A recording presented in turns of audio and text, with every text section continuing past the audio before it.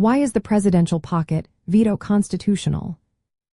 Imagine a scenario where a president receives a bill from Congress and chooses not to sign it immediately. Instead of returning it with objections or allowing it to become law after a certain period, the president simply takes no action.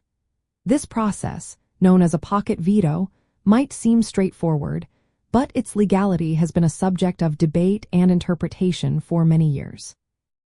Understanding why this veto is considered constitutional requires exploring the constitutional framework and historical context behind it.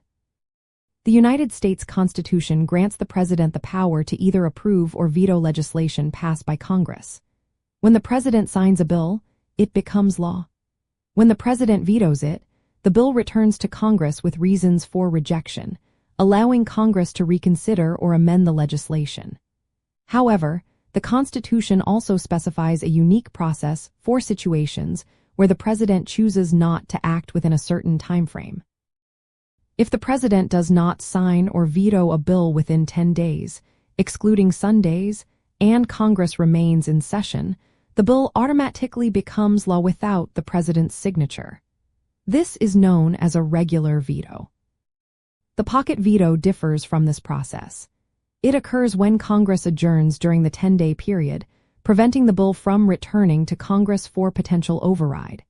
In this case, the president simply pockets the bill, effectively vetoing it without the formal rejection process.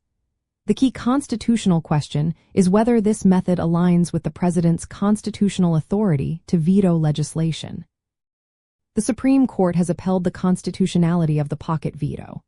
The rationale is that the Constitution grants the president the power to veto legislation, and the method of doing so can include non-action when Congress is not in session.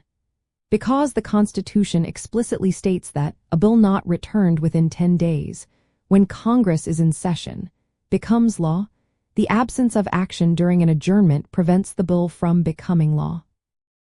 This mechanism ensures that the president can effectively veto legislation without the need for a formal veto message when Congress is not available to receive it. Historically, the pocket veto has been recognized as a legitimate exercise of presidential authority.